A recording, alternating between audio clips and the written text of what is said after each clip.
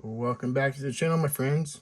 Today I wanted to share with you guys a bunch of pieces that I picked up a few years ago. Store cards and tokens from the Pennsylvania Cabinet Collection, which sold in 2019 and was considered a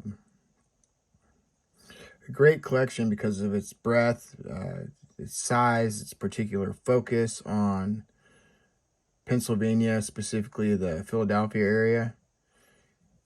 And it's everything from jewelers and newspapers, umbrella dealers,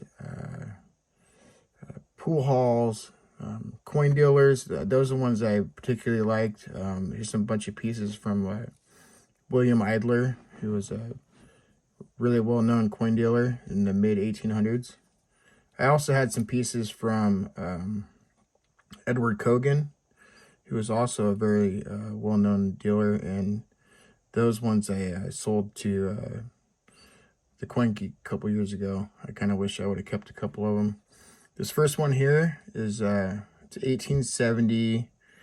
It's a jeweler, J.W. Fuller, Sharpsville, Pennsylvania. Very cool counter stamp. Don't see pieces like this often straight graded by NGC, so that's kind of neat. Kind of neat. It's 1845. This was a lamp dealer, I believe, MP Morse,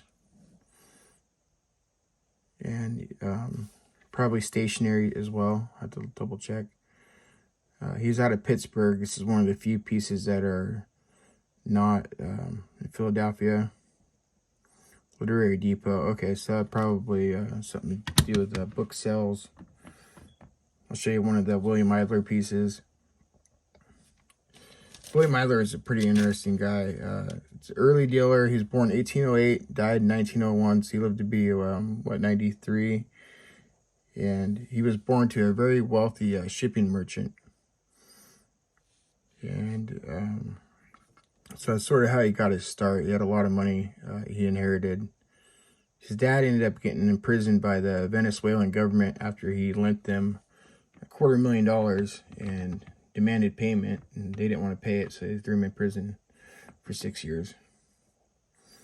So his dad got screwed like that, and he issued a total of 33 store cards in a variety of different metals. So that would have been, maybe 100 different pieces total, possible tokens and metals. They're silver, aluminum, brass, bronze, copper, you name it. White metal. I think the most valuable ones are in white metal. Like this one here, I've seen a white metal one that sold in MS61. It was like $550. This has a big planchet defect on it too, by the eagle.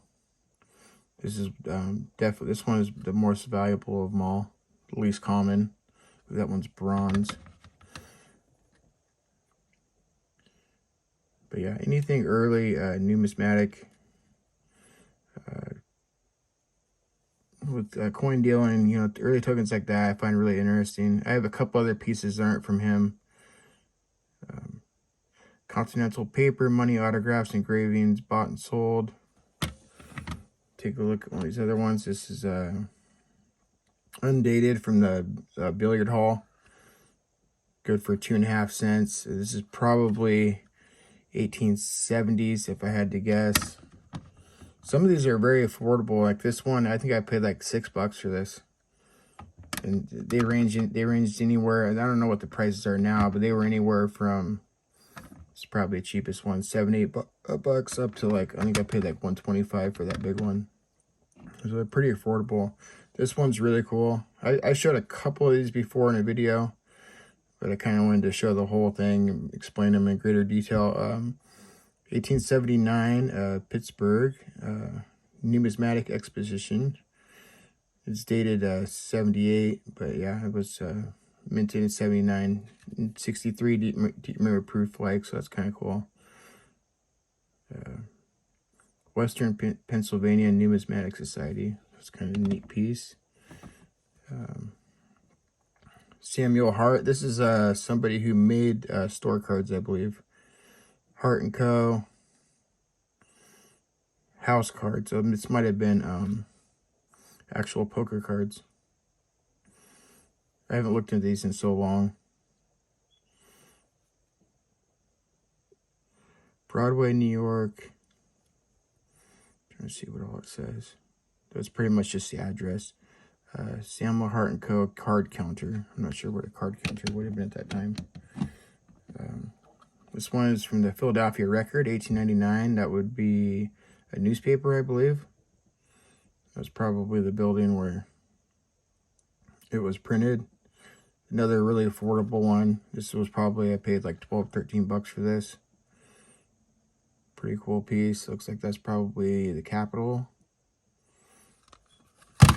Oops. 1908. John Wanamaker stores. So this was, I think this would have been a mall. A little shopping mall. Probably multiple stores in there. Another advertisement piece, another store card. Kind of cool. This one has a really nice design on it. Scranton Stove Works. So it would have made probably cooking stoves, heating stoves, stuff like that. It's where old Scranton Joe's from. All of our heroes. It's definitely my hero.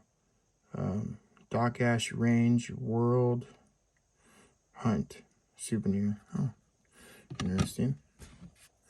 This one was the one and only one that was graded by ICG.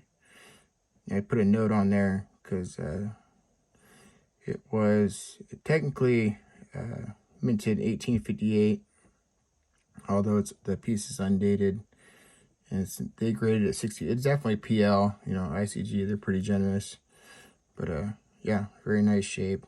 Proof like anything with George Washington on there is good. Importer of fancy goods.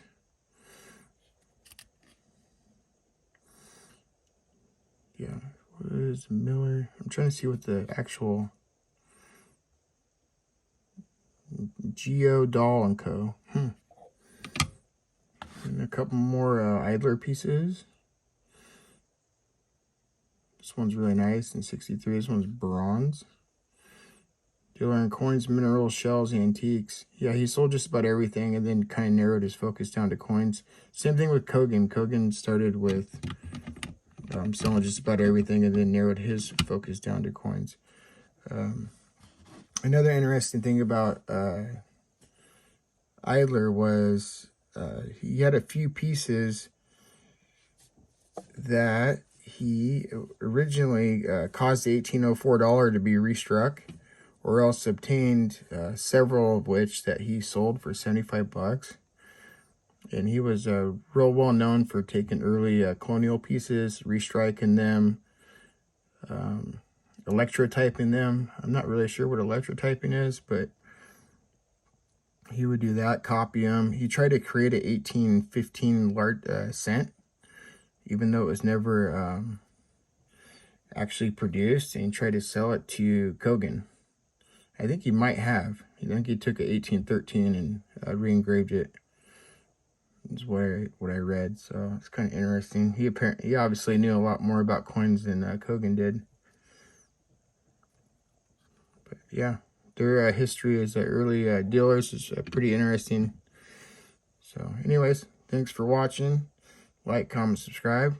Have a good rest of your day.